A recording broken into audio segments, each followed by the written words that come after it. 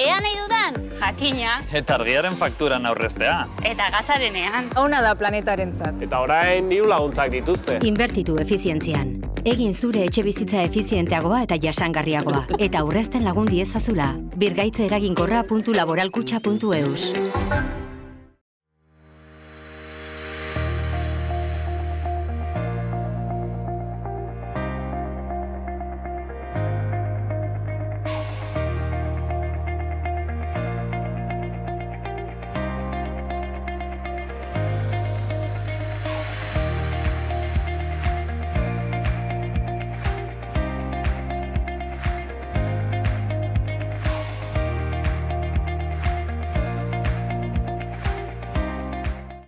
Kaixo eta ongi etorriak bertze egun batez, Nat magazinera gaur asteazkena dugu, otsailaren 15 eta gaurkoan bi elkarrizketa izanen ditugu, eta bakoitzan gainera bi gonbidaturekin. Lehenik eta behin Iruñako aurreskolen egoeraz egonen gara, solasean izan ere jakinen duzue, hor egon dela olako iskanbila moduko bat, izan ere udalak momentu batean proposatu zuen aurreskola horietako ratioak igotzea, nolabait ere aur gehiago sartzea, eta kasu honetan aurreskoletako guraso eta irakasleek beren desadostasun agerikoa erakutsi zuten. Kontu azkenan bertan bera geratu da, baino hemen azalduko digute gaurkoan nola izan den kontu guzti hori eta zein diren nolabait arriskuak aurreskoletako egoerak eta bar. Bigarren elkarrizketan berriz bertze kontu batekin egonen gara, Lekunberriko inguruetan. Kasu honetan Larraun eta Arakilgo alkateak etorriko dira, Aralarren egin nahi duten gasbideaz solasteko. Netgia enpresak egin nahi du hor zulo bat, nahi du gasbide bat, gashobi bat pasatu Aralar erditik, haiek urteak daramazkite honen kontra egiten, alternatibak ere proposatuz, baina hala ere, gobernuak eta bertze entitatek eta bertze epaitegiek aldi oro baiezko eman diote gasbide horri. Guzti hori baino lehen, has gaitezen betiko edukiekin. Lehenik eta behin, efemerideak. 1928an Mexikon Hernán Cortesek Cuauhtémoc, azken enperadore azteka asesinatzeko agindua eman zuen. 1888an Maine kruzeroak eztanda egin zuen La Habanako badian eta Amerikako Estatu Batuek gerra deklarazio egin zion Espainiari, kolonien galera eraginez. 1900 eta lehenengo urtean Amerikako Estatu Batuek ezezkoa eman zion Kubako konstituzioari. 1900 eta 1956an ENIAC lehen ordenagailu elektronikoa aurkeztu zuten. Kusitzagun gaurko lerroburu nagusiak.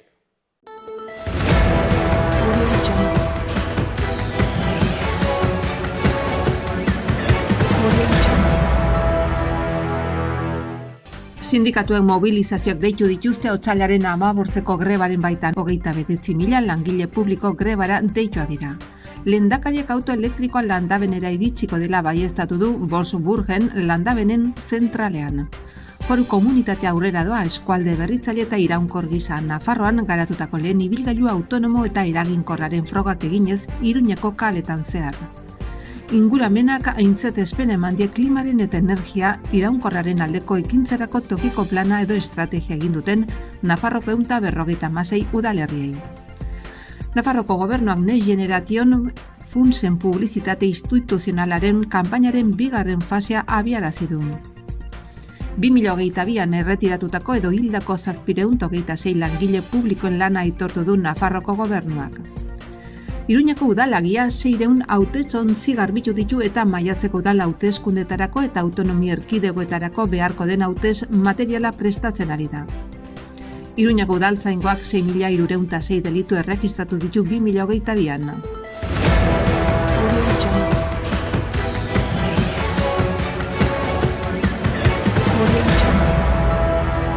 Ea zer dagoen agenda kulturalean?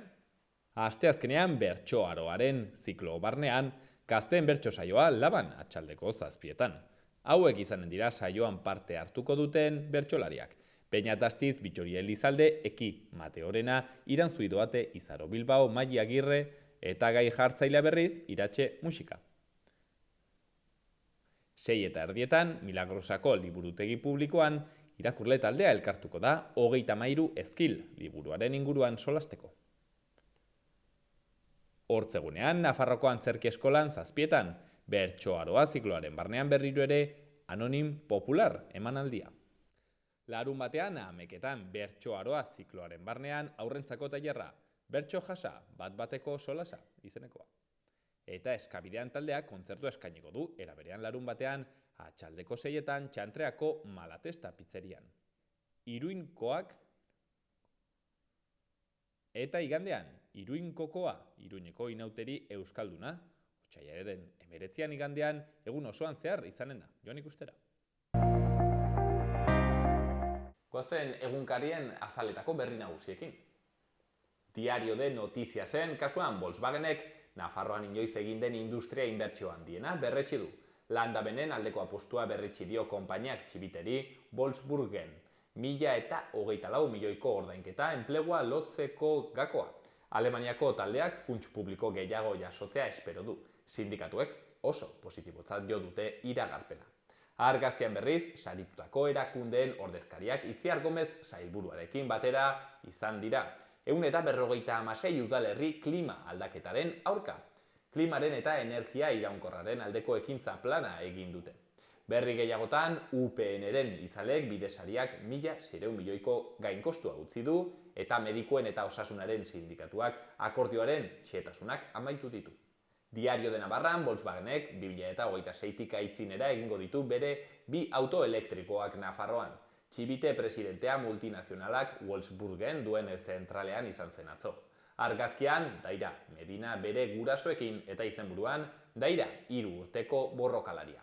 Aurren minbiziaren eguna gaur ospatzen da gainditze adibideekin, Daira Medinarena kasu. Berri gehiagotan, Iruñean udaltzaingoak hartatu zituen delituak 123,8 igo dira. Tuterako medikuek profesional falta salatu dute eta gutxieneko soldata 1.080 euro arte igotzea onartu da. Gara egunkarian osasun bidea Nafarroko gaurko grebaren ardatza.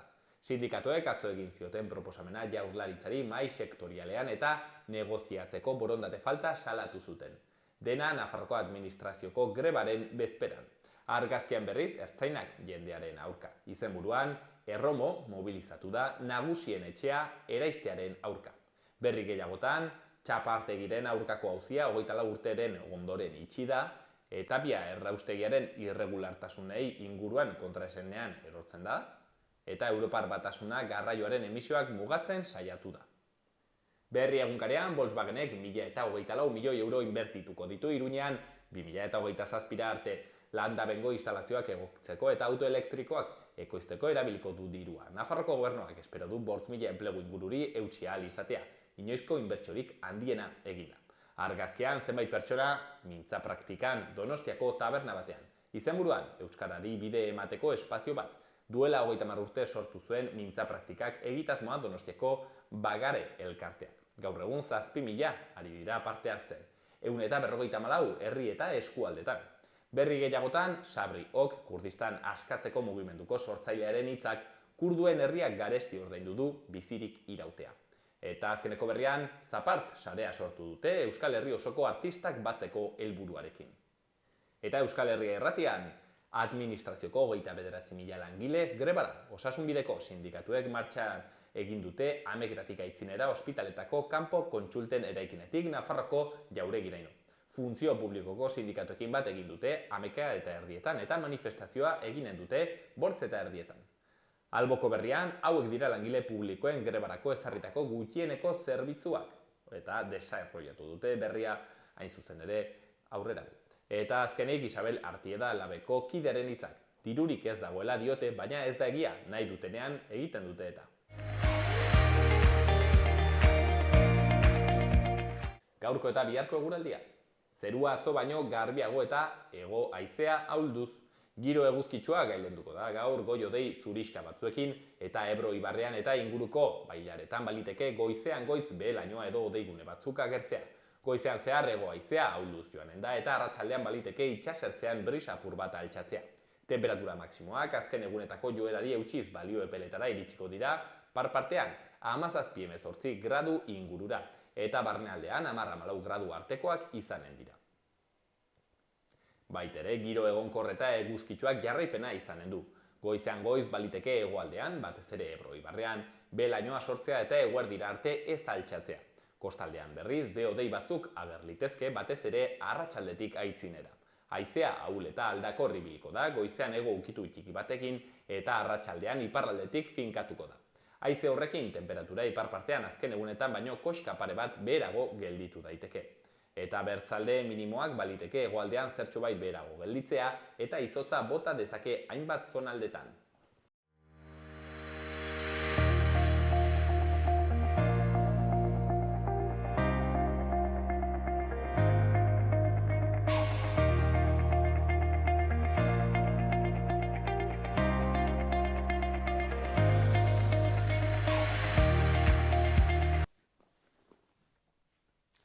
Azken urtean, ez dakit pandemiaz geroztik edo, aurre eskoletan baditugu borroka dexente, 0-3 plataforma egon zen, presentzia handitzekin, batez ere ganden urtean, nik uste dut orokorrean gertatzen ari dena da, balan nolabait ere invisibilizatu horiek, de repente, erdigunean gertatzen, gelditzen ari direla, eta konturatzen ari garela, horiek ere lan garrantzitsuak direla, ez? Bueno, hemen Iruñean ere bai, Iruña herrian izan ditugu nolabait ere ikamikak horrekin, udalaren eta aurreskolen, edo udal aurreskoletako langileen eta gurasoen artean, eta hori, iskamila hori nolabait ere zertan datzan, hobe azaltzera, aurreskolen komiteko bi ordezkari ditugu gaur hemen, alde batetik, Amaia Arrazkin eta Nerea Urdiain. Arratsaldeon, Amaia. Arratsaldeon. Eta arratsaldeon, Nerea. Arratsaldeon. Mila esker gurean egoteagatik. Nerea, orduen, ez dakit zein da irakasleen egoera momentu honetan, aurreskoletan? Bueno, egoera hau sortatu da, ratioen igoeraren proposamenarengatik eta gure ildo pedagogikoarekin batez datorrelagatik. Bestalde, gatoz greba batetik, pasaden kurtsoan greba batean parte hartu genuen, eta batean berri hau jaso zuten zuzendariek, proposamen bat, ratioen Iruñako aurreskoletan, ratioen igoera dela eta. Naiz eta proposamen bat izan, hor dago datu hori. Eta orduan, komite mailan, sindikatu guztiek, bat etorri gara, horren kontra, borrokan hasteko. Ez dugu onartzen, ratioak igotzea, alde batetik ildo pedagogikoarengatik, Iruñeko aurreskoletako ildo pedagogikoa erreferente bat izan da, bai estatu mailan eta bai estatutik kanpo. Jende asko dator gure eskolak bizitatzera, beti etorri izan da, eta ezin dugu onartu, ratioen igoera hori, ez da proposamena ere. Orduan, pixka bat hori izan da gaia. Eta nola daramagun guk langile bezala, frustrazio bat bezala, ez? Nahiko altuak dira gaur egun ditugun ratioak, Europarekin konparatuz eta beti izan da gure borroka bat. Ratioen jaitziera, aurrarekiko errespetua, entzutea, familiei arreta hori ematea, ere bai aurrei arreta hori, orduan merezi dutena, gainera, orduan ratioen igoerak, justo beti borroka egin dugunaren kontra doa. Kasu honetan, Amaia, bai txosten horretan, norbait ere udalak ateratzen txosten horretan, aipatzen zuten 100 plaza gehiago sortzen ahalko zirela, eta nolabait ere hor etzela normatiba edo biolatuko edo bortxatuko. Nolabait ere hori egin zitekela, 100 plaza gehiago. Ez dakit zuek hori nola bizitzen duzuen. Sartu daitezke 100 haur gehiago horiek aurreskoletan, baina egia da dekretuak esaten duen, markatzen duen hori bakarri da, ratio maksimoa zein izango den, minimoetaz ez du hitz egiten, eta pixka bat Nereak esan duen harira gure pedagogia aurrera eramateko ahalik eta haur kopuru gutxiago behar ditugu gure eskoletan. 100 plaza gehiago, baina azkenean, gaizki ulertu ez badut, hau ez da aurrera atera, ez? Ez da itzinera joan, lege hau nolabait ere bertan bera geratu da aldaketa hau. Bai, azkenean uste dut guk ere egin dugun borrokarekin eta gure proiektua defendatze horrekin, ez dakigu hausnarketa bat egin duten edo zergatik azkenean erabaki dute haur kopuru horiek ez igotzea. Claro, hor erraten zutena gainera, behintzat Diario de Navarran atera zuten artikulu horretan, hor Sesma lehendakariak, haurreskolen ez dakit elkargoko lehendakaria den edo, eta berak erraten zuen, nolabait ere zuek pixketa saldatu zaretela eta sortu zuela iskanbila bat, sin más, ez, que no venía a cuento. Hau da, haiek atera zutela lan txosten bat, eta zuek pixkat hori, nolabait ere funtsi gabe edo asaldatu zaretela, erraten zuen. Bai, lan txosten hau zuzendariei helarazi zieten azaro amaieran edo, eta orduan zuzendariek ikusten zuten betetzeko edo aurrera eramateko gai izango zirela, eta komitearekin kontaktuan jarri ziren, gurekin, eta segituan elkarrekin lanean jarri ginen, eta hori gelditzeko edo zer gauza egiteko prest geunden, ez? Azkenean gu abesten duguna da txikion eskubideak, eta uste dugu egoera horrek kalte gehiago ekar zezakeela. Nik ulertzeko, momentu honetan adibidez, badiren ratioak, zuek ontzat jotzen dituzue momentu honetan, aldaketarik gabe, uste duzue pedagogikoki bideragarriak direla? Lehen izan dudan bezala, ratio oso altuak ditugu, gaur egun. Alderatzen baditugu Europako ratioekin, altuenetarikoak ditugu. Orduan, gure betiko borroka bat da, ratioen jaitziera. Bai aurrengatik eta baita guregatik ere bai, langilegatik ere bai. Eta zein izango litzateke ratio egoki bat edo, Europan mailan esate baterako gutxi gora bera, erdia da. Adibidez gu 0 bat, 8 hau, hezitzaile bakoitzeko. Europan ratio ezberdinak daude, 5, 4, 3 hezitzaile bakoitzeko. Guk esango genuke, 0 batean, adibidez, 4 haur inguru hezitzaile bakoitzeko, adibidez proposamenon bat izango litzateke. Bat bi, Europan ere, hor dabiltza, 4-6 artean, guk zenbat ditugu 12, orduan pixka bat erdia, jeiztea, ehuneko 50. Eta 2-3 gure ratioa dira 16, eta Europa mailan 8 inguru. Ere badira 9, 8, baina ere badira 7 haur dituztenak, orduan, gure proposamen bat izango litzateke, 4, 0 bat 4 haur, bat 2an 6 eta 2-3 egotea 8 hezitzaile bakoitzeko. Orain dugunaren erdia, adibide bat izan daiteke. Ez bakarrik ez handitzea, baizik eta jeistea. Hori da. Kontrakoa, bai. Galdetu nahi nizuen, ea nola bizitzen duzuen zuek hau, zaren, gu hemen zolazen gara ratio ez, eta ez egia da, gelditzen gara dela pixketa abstraktoak. Gizu ezertaz ari zareten solasen, baina gu gaitzen dugu ratioak eta ezakigu sobera ongi.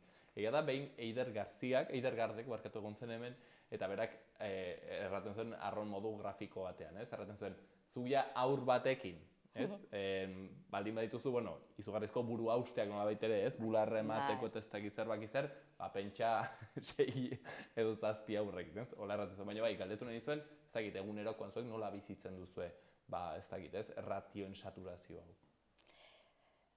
Pixka bat, lehen komentatu da moduan, pixka bat frustrazioa, estres pixka bat, pixka bat ez hor dago estresa, gelditu gabe egun osoan.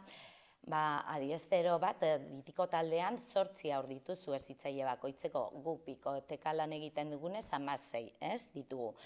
Orduan, pentsa adibidez ditiko taldean, hainbat negar, gozea, edo zein, behar duten arreta hori ezin eman aldi Claro, txikitxoak dira, ez dute txanda eskatzen, orain niri tokatzen zaitez.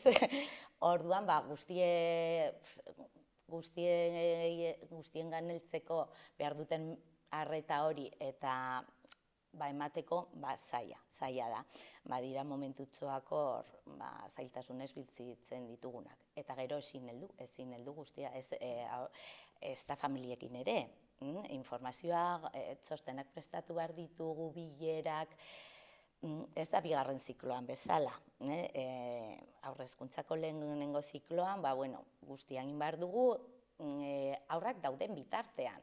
Ez ditugu gero egunak ere hor soberan edo, soberan ez, baina aurri gabe bilerak prestatzeko, ebaluaketak, ez ditugu orduan, ezin heldu askotan eta estres moduan. Baina pentsatzen dut, gainera, hau ez dela bakarrik irakasleen edo hezitzaileen estresarengatik. Honek ekarriko duena, ratioen afera honek da batez ere, edo baita ere aurren beraien, hezkuntza kaltetuko duela. Bai, berez ja gure ikuspegitik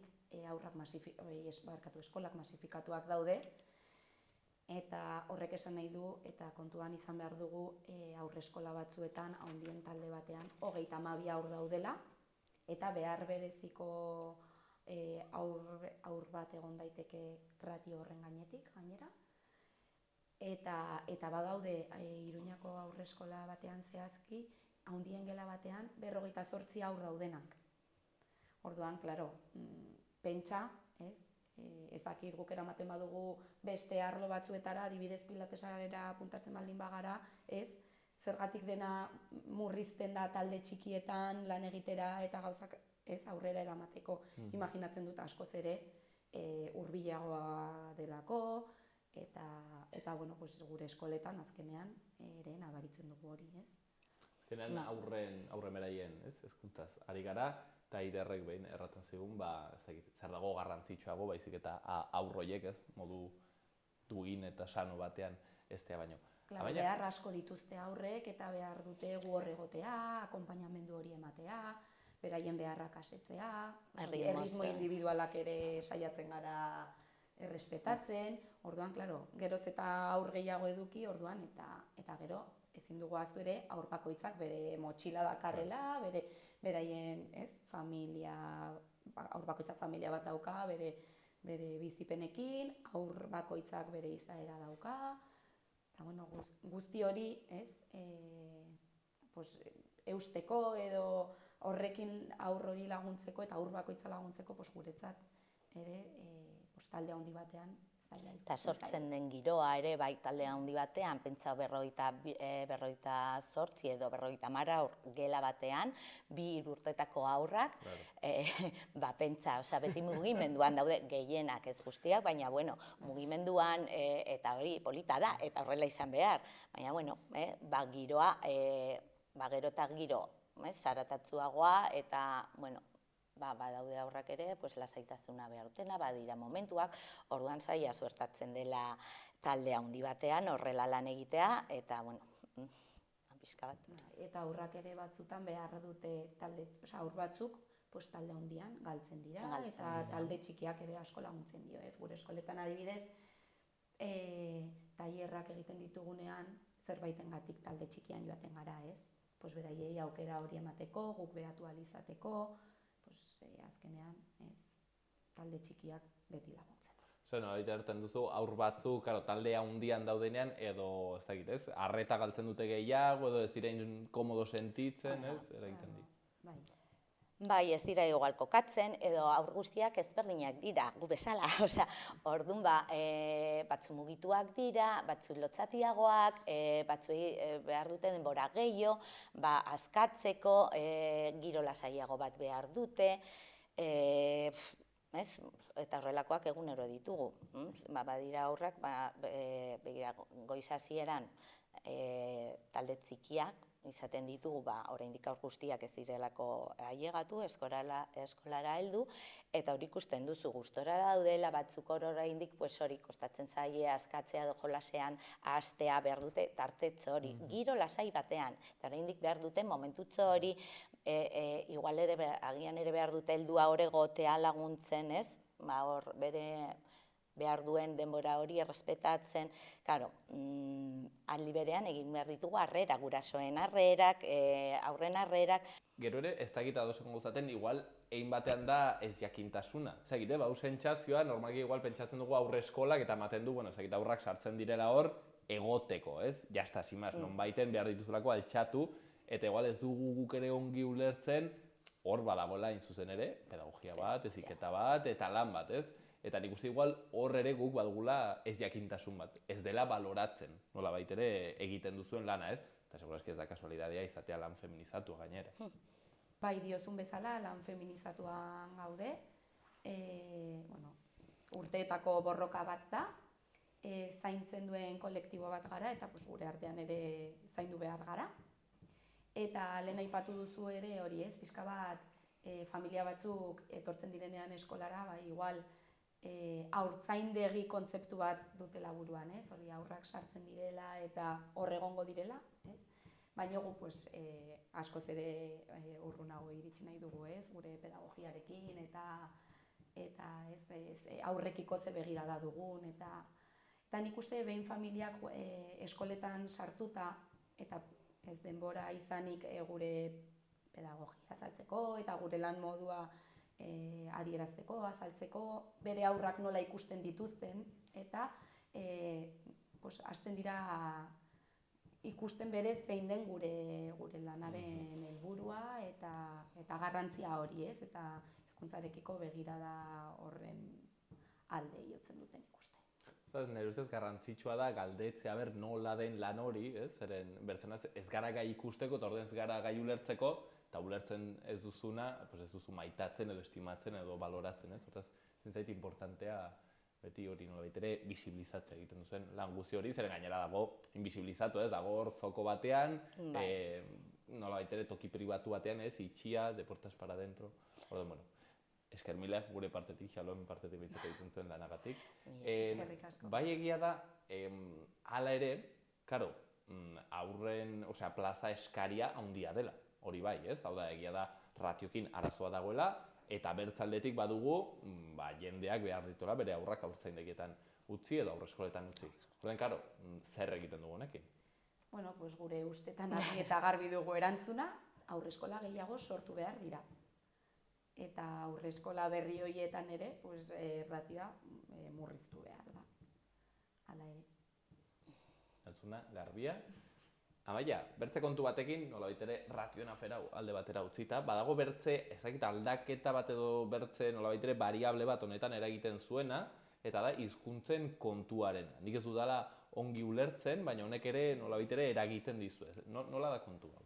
Bai, orain dela urte batzuk ingelesa sartu nahi izan zuten gure aurreskoletan, orduan hori aurrera eraman ahal izateko baditugu eskola batzuk euskara ingelerarekin, gehi gaztelera ingelerarekin, elkarrekin, elkar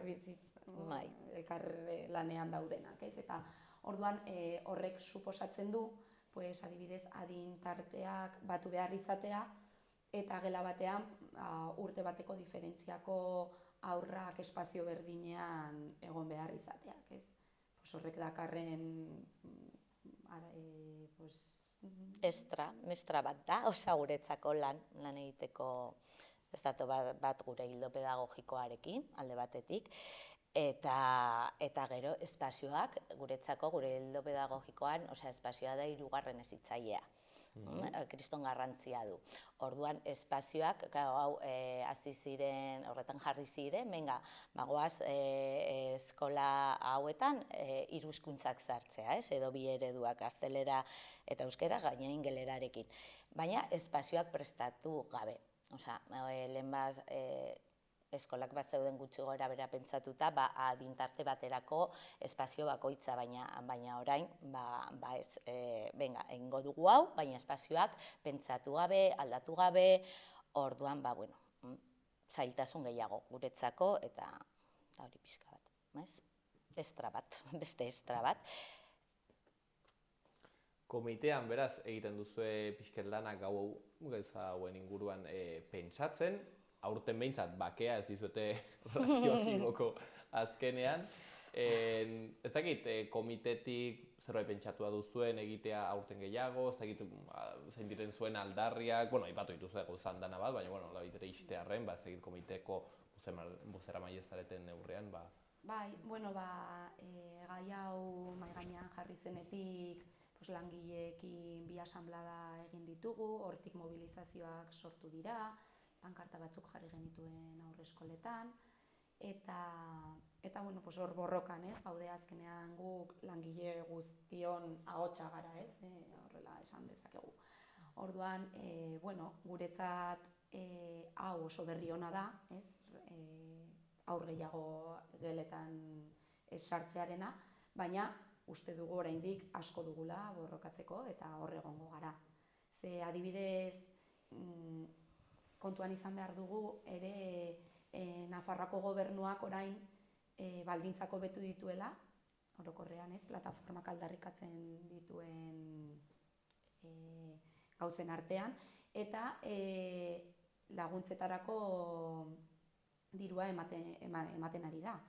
Eta adibidez gu komite bezala, momentuz ez dakigu diru hori nola eramango duten aurrera, ze laguntzak izango ditugun hurrengo ikasturteari begira, eta badugula borrokan jarraitzeko frente ezberdinak ere. Motibo handana bat, borrokan segitzeko, ikusten duzu, aurreskola gehiago aldarrikatzen dute, hemendik ratioak nolabait ere igo beharrean, zela hain zuzen ere, egin zen proposamena, gero errantzuten udaletik ez zela proposamen bat, hori zela bertzerik gabe lan txosten bat, ez dakigu zertarako lan txosten bat, baina egin zuten lan txosten hori. Bueno, aurtengoz behintzat, aurreskoletako irakasle eta gurasoen borrokari esker, ez dire ratioak igo, ea lortzen duten, hementxe komitetik aipatzen duten moduan, ratio horiek jeistea, bai irakasleen hobe beharrez, bai aur hoien hobe beharrez. Kasu honetan, hortxean komiteko bi kide guri guzti hau kontatzen gaurkoan, hementxe ditugu Nerea Urdiain eta Amaia Arrazkin, mila esker honiz. Eskerrik asko zuei.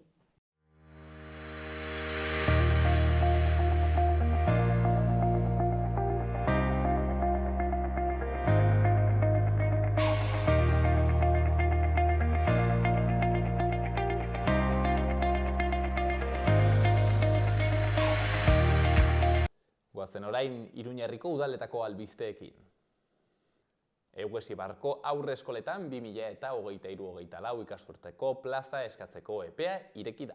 Datorren asteazkenean, otsailako 22 ikasturte horretako aurre eskolen onarpen prozesuari buruzko informazio bilera eginen da Atxaldeko 8 udaleko osoko bilkuren aretoan. Etxauriko energia berriztagarrien komunitatea sortzeko prozesua abiatuko da otsailaren 17an, hortzirala, udaletxean. Atxaldeko 6etan eginen dugu den saio ireki batean. Koienerrek prozesua zertan datzan eta auzotarrek prozesuan parte hartzearen garrantzia azalduko dute. Udalak ekimen honetara joatera animatzen ditu, auzokide guztien artean energiaren erabilerak eragindako kutsadura murriztu ahal izateko. Energia modu jasangarrian eta berdintasunez eskuratzeko aukera eman ahal izateko. Iruñeko udaltzaingoak 6.300 delitu erregistratu ditu 2022an. Pandemiaren osteko delituen gorakada ez da Espainiako bertze hiri batzuetan bezain nabarmena izan. Iruñeko udalak horretaz gain ia 600 hautesontzi garbitu ditu eta Maiatzeko udal eta autonomia hauteskundetan erabiliko diren hauteskunde materialak prestatu ditu. Enplegu sozialak gizarteratze eta laneratze taldearen bitartez 4 gizon eta 2 emakume kontratatu ditu lan hau 4 hilabetez egiteko. Eta azkenik Iruñeko alkateak Almusafasen, Valentzian, parte hartuko du asteazken honetan gaur bertan automozioaren eta osagaien sektoreko udalerrien lehenengo topaketa nazionalean. Enrique Maia mai inguru batean parte hartuko du Martorell, Martos eta Almusafeseko alkatekin automobilgintzako enpresa ezberdinen egoitzetan.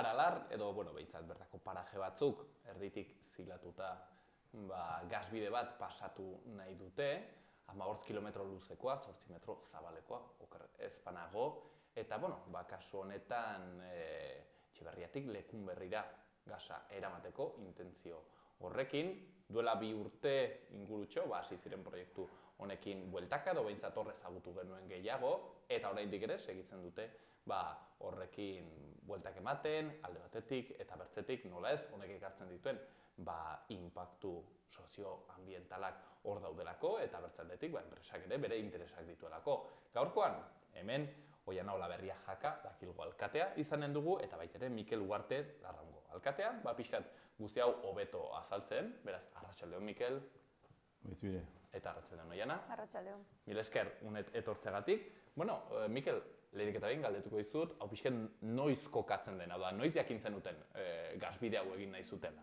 Bueno, gu aurreko legealdin zerbait entzun ginen, izan duzien kontzejutatik eta alegazio batzuk, halako okerkeri ikusten ginen, egizateko ez ginola dimensioa hartu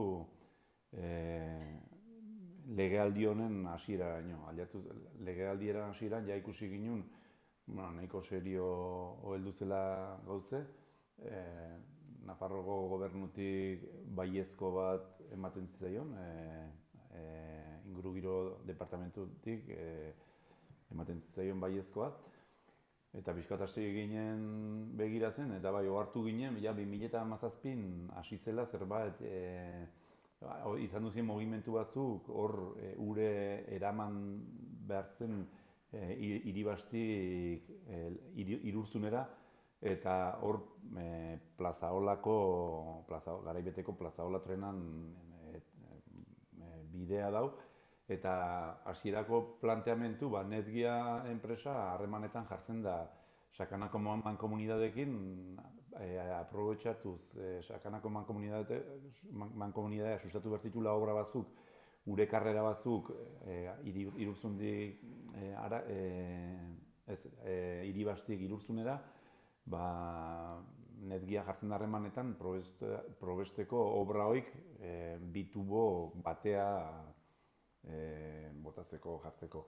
Eta gainera Sakana mankomunidade begionez ikusten du, aprobetxatzea obra hori, baita badau bilera bat Nafarroko gobernukin administrazio sailekin, eta baita Sakana mankomunidade atzeratzen du pixkat obra horren zain. Gero ikusten denez, badu dokumentazioa, Netgiak esaten du ez duela interesik, eta sustatzen du beste proiektu hau, beste bide, inor pentsatuko ez luken bide batetik, aralarra harrapatuz, eta ikutu gabeko paraje bazutatik. Entzuna dut, hasieran bertakoek ez zutela uste halako zerbait egingo zenik, baizik eta ez? Ez zutela sobera sinesten nola baitere. Oan jo ez dute sinesten. Oan jide halako gaur goizen batekin hitz egiten nuen, eta baina Mikel esaten zuen, hortik baina. Esan dite, hor denen karretil bat lurre ez dau, dena malkorra dela laie. Eta ez jende ez du ulertzen hortik inoi okurritzea deus egitea. Oiana, zehazki zer da egin nahi dutena? Aitu dut hori, datu horiek ez, 15 kilometro luzekoa, 8 metro zabalerako ez dakit zulo bat, baina zer da, zehazki Netgia enpresa honek egin nahi duena bertan? Bueno, Netgiak egin nahi duena da gasbide bat, hodi bat sartu nahi du. 8 metro behar dituzte, baina benetan 30 zentimetroko hodi bat sartzeko. Orduan, Etxeberritik ateratzen den gasbide bat da, Aralar zarratzen duena 15 kilometrotan, eta Lekunberriko poligonoan bukatzen dena. Esan beharra daukagu guzti hau enpresa pribatu batek sustatutakoa dela, eta Nafar gobernuak ateak zabaldu dizkiola proiektu honi. Beste alternatiba batzuk badaude, baina Nafarroko gobernuak ontzat eman du Aralarretikan dijoan bide hau. Eta, hori pixket gure ikusten zaigu ulertza, 30 zentimetroko tubo bat da, baina behar ditu horretarako triskantza nahiko potentiak egin, 8 metrokoak. Azkenean, olako ingurune batean, zulo bat, 30 metrotako zulo bat, pixkat zabalagoa da zuloa, baino hodia edo 30 zentimetrotakoa da. Karo, makinaria sartu beharra dago eta libre utzi beharra dute 4 metro alde bakoitzera. Hortaz denetara 8 metrotako bide bat da. Horrek esan nahi duen, inplikatzen duen guztiarekin. Zuhaitzak daude, ingurune kastiko bat da, zailtasun handiko eremu bat da, bai pendientearengatik eta bai orografiarengatik, eta sarraskia izugarria da 30 zentimetrotako hodi bat sartzeko. Hodi hori zertarako jarri nahi du, erran nahi dut Lekunberrik gas hornidura falta du? Ez. Hori da hortik hasten gara, ez? Proiektu honek udaletan sartu zenean, egia da lehenbiziko Lekunberriko udalera sartu zuten. Lekunberriko udalak, inmediatoki edo eman zion oneritzia. Gero Larraun eta Arakilgo udaletan sartu zuten, eta guk ikusi genituen karentzia batzuk edo falta batzuk bazituela. Eta hoien artean zegoen alternatiba zero deitzen zaiona. Alternatiba zero eraman behar du proiektu orok. Europatik datorren zera bat da, legedi bat da, eta ez zuen betetzen. Eta alternatiba zero horrek kontutan izan behar du zein den momentu honetan egoera. Egoera momentu honetan da Lekunberri gasa baduela. Kamioiez eramaten dute gasa poligonora, baino izan badauka. Eta hori da guk ulertzen ez duguna. Enpresa batetara gasa eramateko halako sarraskia egitea aralarren barna, ez dugu ulertzen. Ulertezina da. Oiana, ez dakit kasualidadea den edo ez, erran nahi du just orain nazioarteko testu inguruan gasarekin gaude bueltaka goiti eta beiti, eta orain ez, ari gara hemen gasarekin, ez dakit hori kasualidadea den. Ez da kasualidadea. Guk ez dugu ulertzen. Udal bezala hasieratikan eta ulertu behar da duela 2 urte hasitako borroka bat dela udalen partetik, eta 2 urte hauetan asko aldatu dela energiaren inguruko testu ingurua, ezta? Gasa behar da, ez da behar, gasa da alternatiba hoberena, ez da, hori ere mahai gainean dago, ez? Guk defendatu dugu beti beste alternatiba bat eta gasa sartzearena Plazaolako bide berdetik, baina egia da gasa ote den hoberena hori ere eztabaida hori mahai gainean dagoela. Pertsonalki galdetzen bali maidazu, uste bai Mikeli eta bai niri galdetzen bali madiguzu, ez dugu uste gasa beharrezkoa denik, edo gasa denik momentu honetan, eta hemendik aurrera erabili beharreko energia bat. Zer eta gainera erditik zulo egundoko bat egin ez? Mikel, zein dira, ez dakit, gutxi gora bera, pentsatzen dut kontu luzea dela, baino ekartzen aldituen ingurumen inpaktu nagusiak. Bueno, desberdinduko nuke azaletik gora eta azaletik bera, ez? Ja, 8 metron, hor dauden zuhaitzak eta flora, fauna, sekuleko kalte egin litzaioke. Gainera, badau Nafarroko gobernu, bere teknikoak esaten diote zuzendari nagusiri, naiz eta zuzendari nagusi Pablo Muñozek favorable sinatu zuen, badaude bertako teknikoak esaten diote, hori ez dela alternatiba egokina, hainbat habitat eta hainbat fauna, flora, oso sensible ikutzen duelako, ez? Interes handiko inguru bat da, ez da alperrik, Nafarroko gobernu ez du alperrik zek bihurtu, bere garaien zek esan nahi dut zona de espezial konservazioan, horrek esan nahi duen guztikin. Nafarroko gobernu ondela 15 urte edo inguruoi hartu zuen babestu beharreko leku bat bezala, eta hoan inongo justifikazio gabe eramaten dute gas hortik.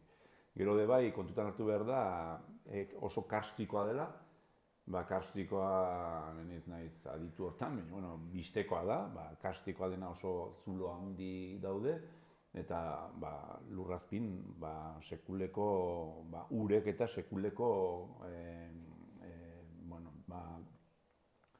bideak eta oso sensiblea da, ez da inondik ino aurkatzen dolinak eta inguruik ikutzea, eta gutxigo 8 metroko franja bat eta makina astunekin. Eta gero bai kontutan hartu behar da, interes paleontologiko eta arkeologiko handiko inguru bat dela. Azkeneko hamarkadetan aztarna asko agertu da, bai gizakinak eta bai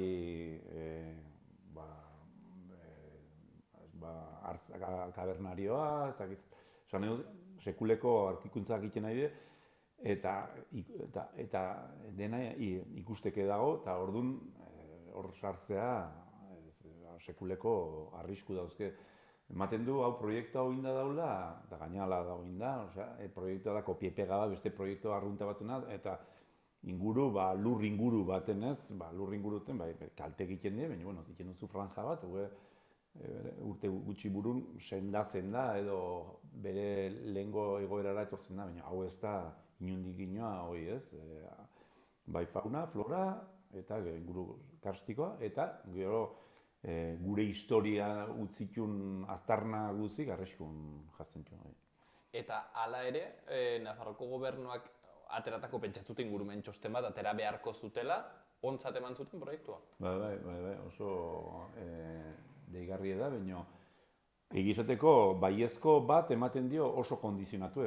Claro, nire dut estualdi baten, honen zen momentu baten Pablo Muñoz, zengati baiezkoa sinatu zuen, baina hainbat motibo zozken ezezkoa sinatzeko. Eta orduan, hor daude txosten desiente, eta jartzen ditu, antes de realizar las obras, deberá de, no sé qué, antes de realizar, deberá de, oso baldintzatu da. Baiezkoat badu, oso baldintzatu da. Ez dakit, ikusi beharko da, Nafarroko gobernu ze jarrera hartzen duen, eta bere teknikoak eskatutako bete beharroik noraino bete zentxun. Nere ikuspegitik betearaziko balitu han jartzen dena, seguraski obra hori ez daiteke egin. Halako baldintzak de oso, ez dakit, gogorrak jartzen dira. Ogan ikusi beharko da, enpresa oso gogor dabil, ematen du badabilela hor zerbait, baina Nafarroko gobernun teilatun dago pilota momentu honetan, ez? Eta baita kontzejun, udalen teilatun, zengatik udala gero izten du aurreago, baina epai batek esan digu baimena eman behar dugula, baldintzak ez daude, gure tekniko esaten dute ez daude baldintzak, baina gu baiezko eman behar izan dugu, pixkat epai batek esan da. Beraz, kalte nahiko handiak, bai bioaniztasunean, horko hidrologian, baita ere ondare historikoan eta sozialean, baina gainera kontua da, oiana ez dela nola baitere bai edo ez, badago alternatiba bat, nola baitere, hau da, eramatera alda gasbidea bertzen non baitetik? Bai, noski. Gasa eramatekotan badira beste bide batzuk, ez da, eramateko. Hor daukagu, alternatiba desberdina zituen proiektuak, aurkezten zituen Leitzatik zijoan bat,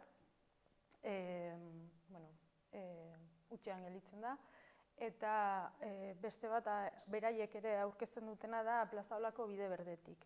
Egia da beraiek aurkezten dutena azkeneko zatia bide berria pasata eta ezagutuko du mundu guztiak bi aizpetako arkaitza, eta beraiek aizpetako txikienera pasatzen dute. Hori egin ezina da, hori mundu guztia daki. Udalek aurkezten dugun alternatiba eta teknikari batek izugarrizko lan pila egin du eta esaten du egingarria dena, da Plazaolako bide berdetik osotasunean datorren bidea. Esan behar dago, eta mundu guztia dakigu hori humanizatuta dagoen bide bat dela. Bide berri bat da, zerbitzuak bide horretatik datoz gaur egun, hortik dator ura, hortik dator zuntz optikoa, eta Iribaseko, lehen Mikelek aipatu du, Sakanako mankomunitateak urreka-errera bat egin zuela, Iribaseko ur eremutik Irurtzunera, eta hori egin zutenean berrikuntza egin zuten, hodia berritu zuten, eta gaur egun badago hor hutsik dagoen hodi bat. Orduan guk planteatzen duguna da gasa hodi horretan sartzen. Osea, esan dizuet lehen, 20-30 zentimetroko hodia dela, eta hor badu lekua. Hortaz, pentsatzen dugu ez dagoela beste biderik. Hori da egitekotan eta gasa eramatekotan hortik behar luke. Pentsatzen dut, enpresak erranen duela, garestiago ateratzen zaiola, edo ez dakit zer erranen duen. Karo, aldi berean egitea aralar erditikolako zulo bat, ez dut uste ere kontu merkea denik. Bueno, beraiek ekonomikoki aurkezten dituzten kontuak edo zenbakiak dira Arala erretikan joan da 2,5 milioi aurrekontua, eta Plazaolako bidetik egingo balute uste dut 5 milioitara igotzen dela. Hori ez da inondik inora egia. Badakigu ze zailtasun daukan ingurune kastiko batean ibiltzeak, adibide eskala txikiagoa, baina baditu adibide batzuk gure kontzejuetan, eta lehen aipatu dizuedan teknikariak, guk kontratatu dugun teknikaria da Iribaseko urraren etorrera egin zuen berdina, berak ezagutzen du beren ingurunea. Eta berak kalkuloak egin ditu eta inondik inora ez dire benetazkoak.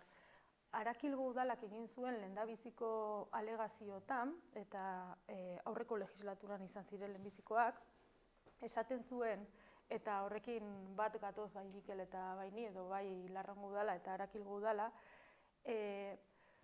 ekonomikoa ezin dela inoiz natural edo paisajistiko edo ingurugiroaren gainetik egon. Ez dugu inoiz konpartituko horrelako zerbait. Badakigu nork sustatzen duen proiektu hau, badakigu ze dirutza irabazten duten enpresa hauek, kanpotik etorritako enpresak dira, eta enpresa hauen interesetarako gure naturguneak eta gure ingurugiroa, gure ingurune soziala bazterrera uztea ez da zilegi, eta ez dugu zilegitzat emango. Ez dugu Etxeberriko eta Lekunberriko udalek ez dute deus erran honekin? Etxeberri kontzeju da, Etxeberri gurekin dago, esan nahi dut Etxeberri Arakilgo kontzeju bada eta Etxeberri oso aktibo izan du da momentu guztietan honekin. Lekunberriko udala, bai, esan du, esaten ditu gauza asko, esaten du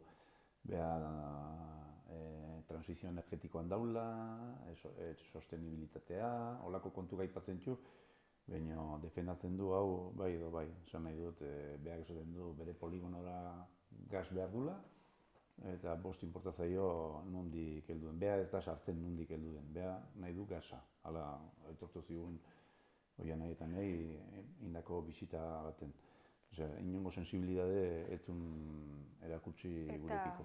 Nik horri gehituko nioke Lekunberriko udalak baimena eman zionean proiektu honi, proiektu honer gabezia izugarria zituela. Falta zuen suelo no urbanizableko baimena, falta zuen reforestazio plan bat, oso potoloak diren gauzak, alternatiba zero ere falta zuen, falta zituen gauza asko eta hori ere, horrek ere esaten digu nor dagoen honen atzetik, ez? Udal batek proiektu bati oneritzia ematea halako gabezia dituenean, niri oso larria iruditzen zait. Eta, honetarako badakigu ze politika azkenean Lekunberriko udala, Geroa Baiko udala da, eta badakigu ze politika desarrollista eramaten dituzten aurrera. Orduan hau ere bere horretan kokatzen da. Ez dakit epaitegietan eta nola dagoen kontua, badakit horri bilizaretera, ez? Gora eta bera, zuek ere egiteak jartzen, ez dakit orain zertan den afera? Daramazkigu 2 urte epaitegietan. bi planotan joan dira epaitegitako historia hauek. Arakil eta Larraungo udalak jotzen du industriaren, Nafarroko Gobernuko industria sailaren kontra. Ulertzen dugulako emandako inpaktu ambientaleko baimena ez dagoela ongi emanda. Besteak beste, oraintxe aipatu ditudan arrazoiengatik, gabezia handiak zituelako proiektuak. Eta paraleloki, Netgia enpresak jotzen du Larraun eta Arakilgo udalen kontra.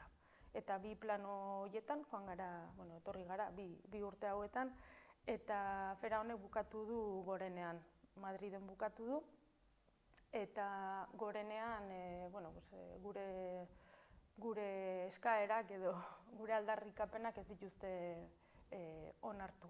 Ez dira inoiz, ez dire fondora sartu, beti azaleko zerbait izan da, epaitegietan begiratu dutena, eta momentu honetan bide judiziala bukatu zaigu udalei, eta Mikelek lehen aipatu duen bezala Larraungo udalak derrigortuta eman behar izan du baimena, eta Arakilgo udalak astelehenean bertan sinatu nuen, guk eskaera egiten genuen hasieratik suspensio bat, prozedimentu administratiboaren suspensio bat eskatu genuen, eta sinatu behar izan duguna da suspensio horren bertan bera gelditzea. Beraz, momentu honetan Larraungo udalaren partetik badu baimena eta Arakilgo udalaren partetik ez du baimena espreski. Horrek erran nahi duena da, printzipioz, obretan hasten halko direla hemendik gutxira edo falta da hori, falta da Arakilko kontu hori eta horrek ze bide izango zuen oraingoz.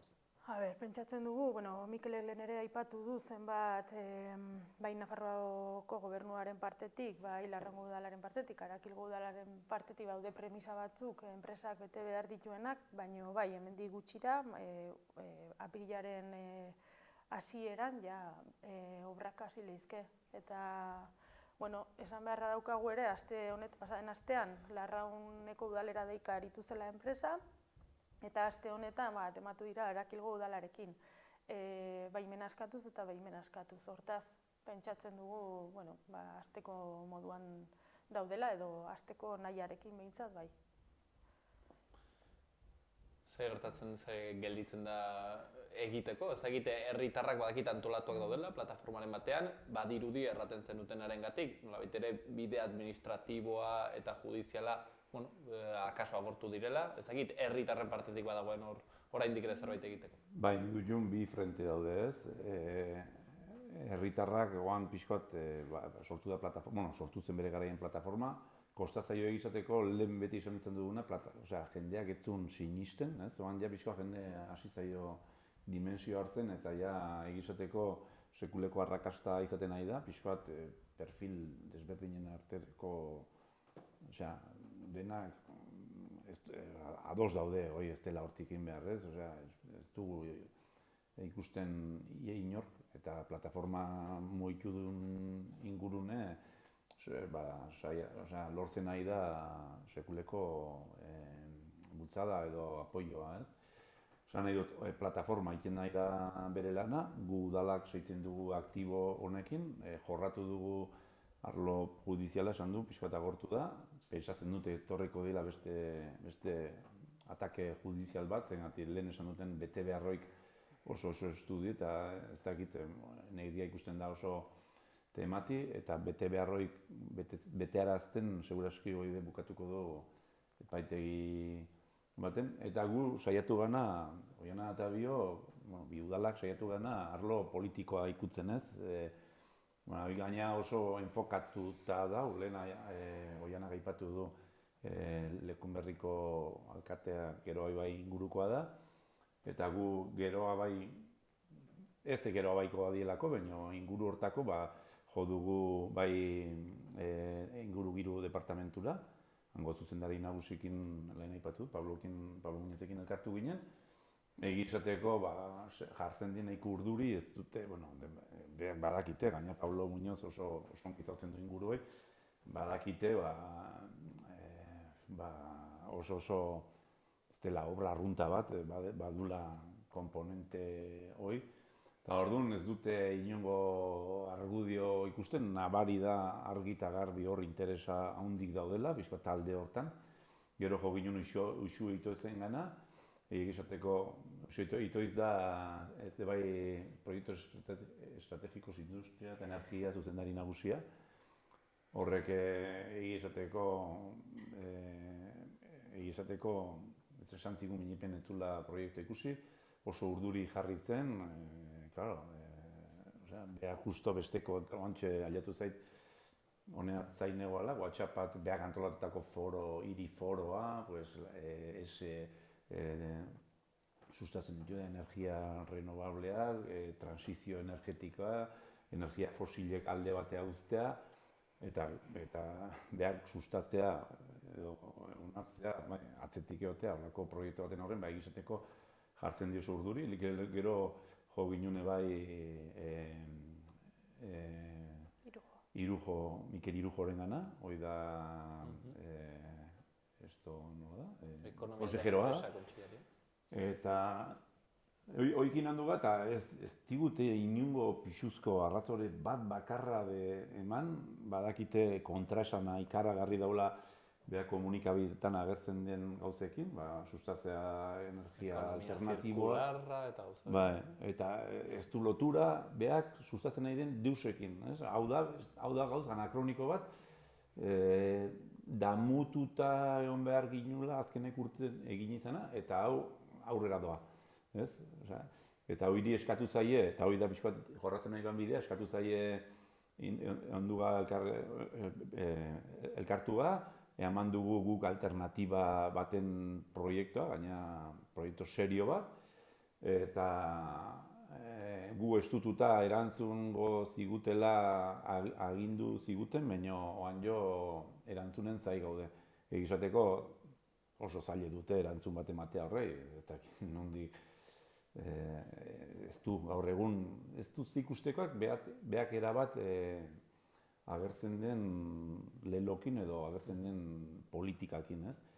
Orduan hori ikusten dute bai, ataka estun jarri ditugula, eta hau zaile, hau kosto handi izan behar du beraientzat, kosto politikoa eta kosto personala pentsatu nahi duen batzutzat, ez? Gaina, bazun perfile Pablo Muñozena eta Usuena ezaututa, jode...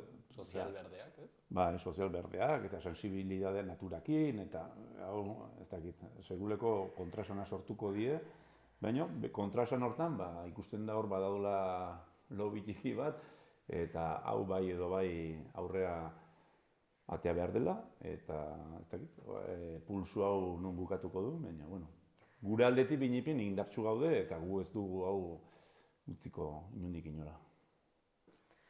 Nik gehitu nahiko nuke egiten dituzten politika desarrollistak edo ikusita sozial berde izena ematea bere buruari edo sozial berdetzat hartzen duenak lotxa gutxi daukala, ez?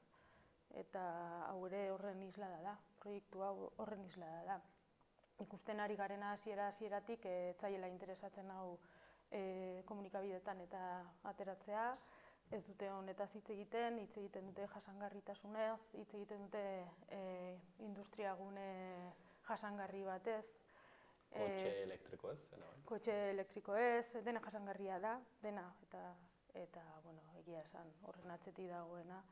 Jantzi, edo zer gauza jantzi daiteke eta edo zer kolorez, ezta? Baina gero funtsa berdea izateak baditu beste konotazio batzuk edo behar batzuk behintzat. Berdea gara ekonomia ukitzen duen arte, ez? Hola izaten da, diru ukitzen duenean, orduan ja ezkarain berdeak edo bileteen berdea izaten dugu. Ikusten duzue, Aralarretik egin nahi duten gasbide hori, enpresak, kasu honetan Arakileko eta Larraungo udalek atera duten beren desadostasuna, urte batzuk jada gainera borroka horretan, badirudi, bide judizialak eta administratiboak, nolabait ere, ixten joaten direla, eta akaso orain izanen da herritarren, ez dakit, momentua, izanen dugu seguro naiz, honen berri aurrerago ere, gaurkoan, behintzat, hau guztia kontatzen, Oiana Olaberria Jaka, Arakilu alkatea eta Mikel Uarte, Larraungo alkatea. Mila esker handiz, denbora tartzen negatik. Eskerrik.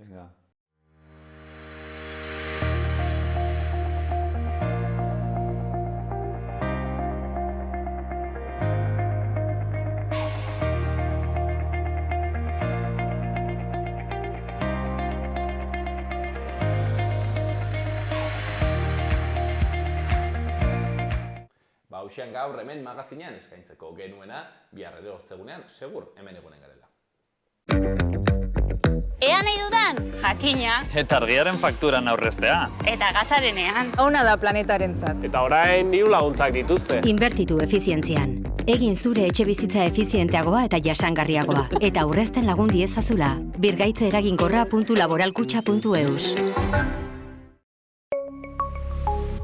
Gobierno de Navarra. Nafarroako gobernua.